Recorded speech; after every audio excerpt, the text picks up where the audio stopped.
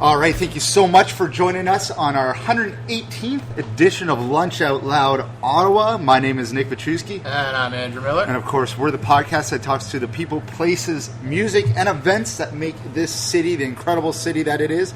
And you know what makes this city an incredible city?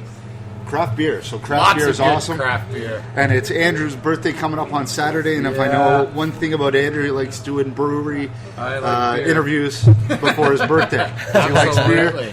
Got the weekend going because he has a busy weekend up ahead. For sure. Anyways, before we get to our very special guest, Mr. Josh McJanet, why don't we check this out? Hey, this is Kaleigh Watts, and you're listening to the Lunch Out Loud podcast. Up next are 3 tracks from my album Smoke Lake, the majority of which was recorded without electricity in my family cabin in Smoke Lake, Algonquin Park. Join me on Friday, July 10th at the RBC Ottawa Blues Fest as I take the Barney Danson Theatre through the portage trails of Smoke Lake.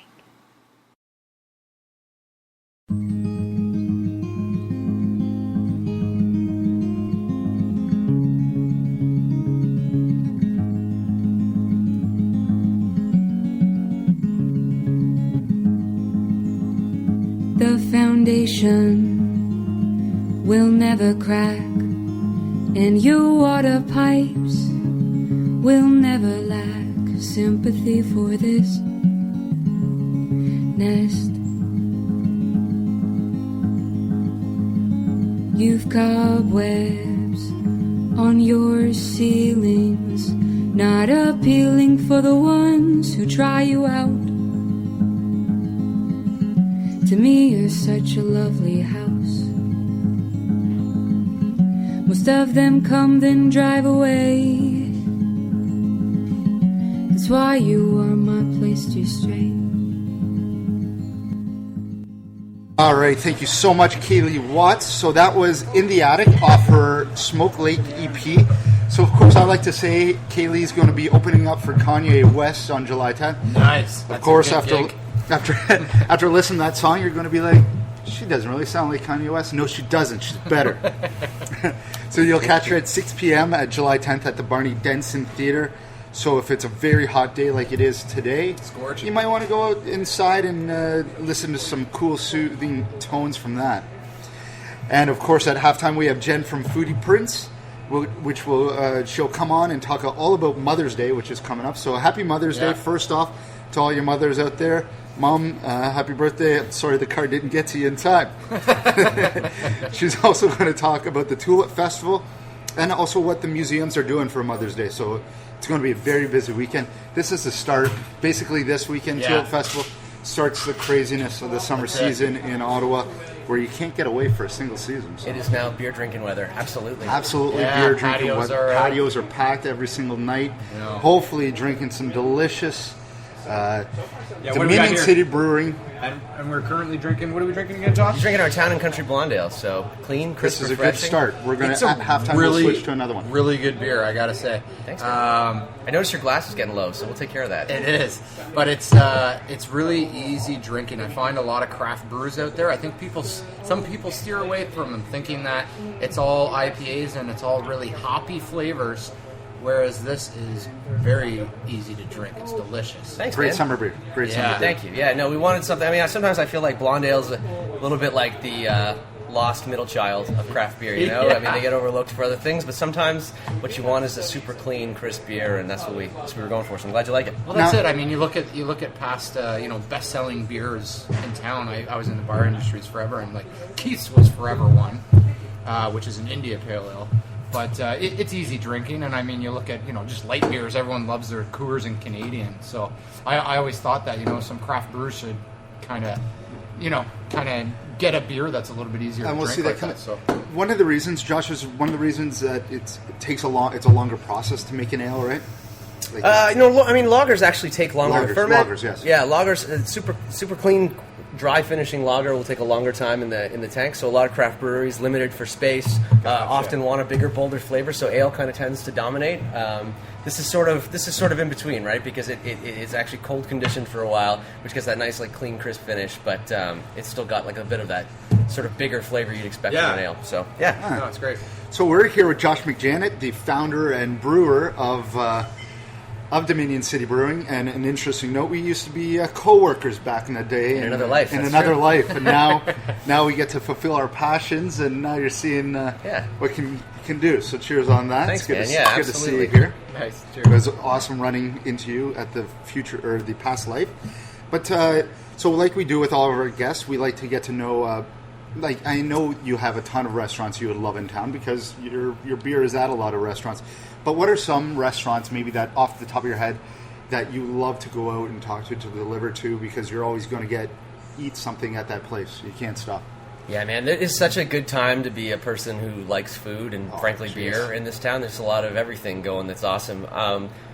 Personally, like I just, especially in the wintertime, I absolutely love the Wellington Gastropub. I think the team there, awesome dudes. They make killer food, and it's like the coziest place, up on the second floor up there, creaky wooden floors, and just got a ton of character. So I love that spot. But you can't beat a patio in the summer. I mean, my mainstay when I was a student here was the Pump patio, and I still really haven't given that up. It's tenants, those guys have got a killer beer list, and it's just like a happening spot. But yeah, there's just it's almost an embarrassment of riches for people here in Ottawa. Is your beer at Lieutenant's Pump? We are there. Yeah, we got a couple. So of nice. I remember Lieutenant's. They started 5 years ago. They'd only have one craft beer on tap, and now they're. Across the board again, like the philosophy of their owner there, like the guy John who we deal with, who owns the place, he's got great staff, and I think he just really had a light bulb moment, almost ahead of the curve, to say we want to be a place that focuses almost exclusively on local craft beer, and they're like an awesome partner to us as a newbie brewery. Oh, that's great. And I mean, it's nice to go there and drink lots of other delicious beer from our friends at other places. Yeah, and I hear they've been doing a lot of good things there too, just music-wise and stuff. They've really kind of transformed. I have a lot of friends that are DJs, and they've went and played there and said how fantastic and it is Lieutenant's to play Pump? there. Yeah, right next door, that PDA art space. I mean, they attract a lot of folks from the arts attached. community. It's a super cool place. So we got a lot of great choices here in Ottawa right now. It's pretty awesome. So, I'd love to hear how Dominion City came about and started up. It's always an interesting story. Yeah. When you can come together and leave your other jobs and go, you know what? Yeah. We have a great product. We have something to sell. I'm gonna follow my passion. I think and do every something. guy out there would love to open a brewery. Yeah. Yeah, I mean, for us, there were three of us who started. My business partners and longtime friend Andrew Kent. We met literally the first week of first year university. Drank way too much beer, drinking at vineyards, and spent way too much money and time down there. And really had our eyes opened about all kinds of cool beer, Belgians, weird stuff, drinking in the basement there. And years later, we started homebrewing, and really kind of snowballed from there. So what was originally a hobby that felt great because, it was something tangible. I sort of looked enviously when I had a desk job at guys who built tables. It's like the end of your day, there's a wooden table that somebody can use and put stuff on for the rest of the time. And, hopefully. Sometimes, hopefully, depending on how good you are. But, I mean, for us, this is what we could do. This is what we could make. And it was something we had a lot of fun with. We shared it with our friends. And, not too long after that, stuff was getting shared beyond people who kind of had to be nice to us. Yeah. So at that point, you were getting real feedback. It was kind of just a constant loop. We'd be brewing every weekend, multiple batches, and my backyard was sort of taken over. My freezer was rammed with hops. Wow. My fridge was yeast starters, and my beagle was running amok in the backyard, just lapping up whatever would spill, and it was a crazy gong show. And our friends would come and help. And Boozy the beagle. Exactly. But honestly, it still feels kind of like that's what we're doing here. My buddies would come over, my friends. Actually, one of the people who's been working with us for the longest is my friend Nadal, who was in the backyard zesting oranges when we were making our experimenting with our Earl Grey Marmalade Saison. She's working with us now and still does it, but at a massive scale. So it's kind of cool. We still feel like we've built this thing with a community of friends and people who've been behind us, and now it's like a huge community of strangers and people we're getting to know. So it still feels great. Now, who are some of your early mentors, or who were some of those early people that said, let's you have something going here? Yeah, from the community, ones that you're like, this is legit.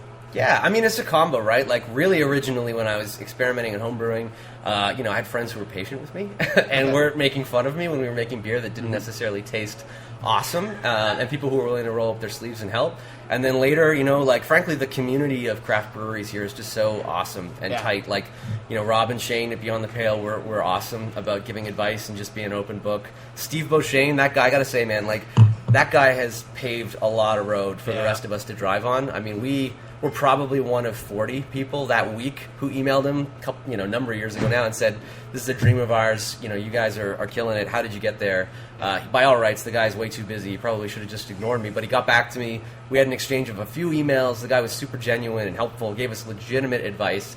I emailed him a week before we opened, said, man, it's been a couple years, but we're here, just want to say thank you. He replied all to the whole company. I got like a cascade of 50 emails from the brewers to the purchasing desk to the design team who were all giving us virtual high fives and encouragement. That's and amazing. yeah, I mean, honestly, we've had people flip us stuff when we've been stupid and haven't ordered enough material, or we've been short or misshipped stuff. Yeah. People are just genuinely out to help each other, and we've had a ton of support. So. Well, it's great. It's more, I see the craft brewery world here in Ottawa as more, not so much competition, but you're all there to help each other. And I mean, the more the merrier. And Yeah, people will go out at night. They'll want to find a patio first off that serves local craft beer. I know. Last resort is going to those patios that exclusively serve Canadian Coors and that crap. But they're going to order one beer of each different company. That's what they love to do. I think that's the philosophy, man. Yeah. Everybody who puts down, a macro-produced light lager and picks up a pale ale or an IPA or an imperial stout is somebody who's going to try mine today and want to try yours tomorrow. And I think everybody gets that. And it's kind of just, there's enough to go around.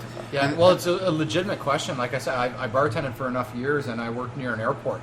And even, a decade ago, not to age myself too much, but people would still ask. They'd get off the plane, they'd come into the bar, and they'd say, what local beers do you have to offer? And I was in more of a chain. We didn't have any local beers, really.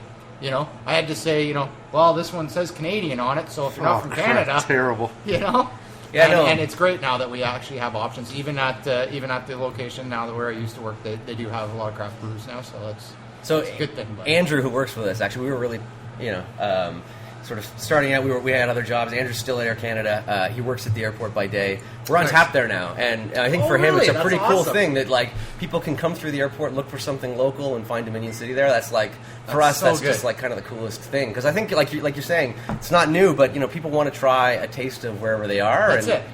That's almost, to me, and this is kind of the cool thing we nerd out on, is that's a return to normalcy, right? That's how it was. Yes. If you used to be a traveling person, wherever you were, what you were drinking was a reflection of where you were. They were, local people making it. We didn't have international supply chains, and it was made of stuff they could get from around there. So to go back to those days where actually, it sort of grounds you in a sense of place, that's for us, that's the ball game. That's it is, cool. and it's awesome. It's kind of weird how it's cyclical like that, eh? Awesome. The world kind of got too big for its own good. And I think people are starting to bring it back, and get back to the roots. Old school business. It's not about the millionaires and the corporations. It's about going to your craft breweries, meeting the owners, the people that brew it, shelling out an extra $1, $2 for a superior product, and being happy telling stories, and you're doing great things.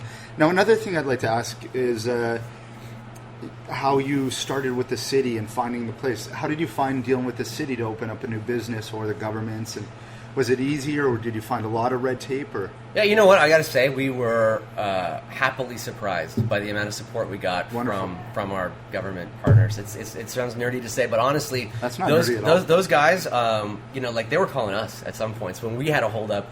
We're waiting for equipment to come in. I had a contact, with one of our regulators calling me saying yo, when's your stuff in? We want to make sure you're not waiting.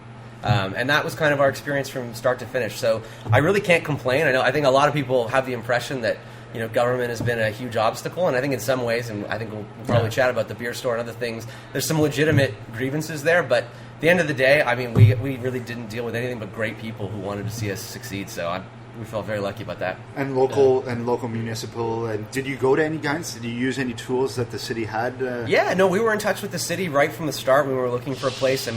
Right off the bat, I think we sort of understood that zoning was going to be important. It's a sort of unsexy element of it, but you got to make sure if you're going to go and pitch your tent somewhere, it's a place that's going to be zoned properly for us to do what we're doing. So, that's why you're going to see a lot of craft breweries like ours sort of in weird. We're not on Main Street here, which is sort of interesting. No. We're in a business park. Business park. It's.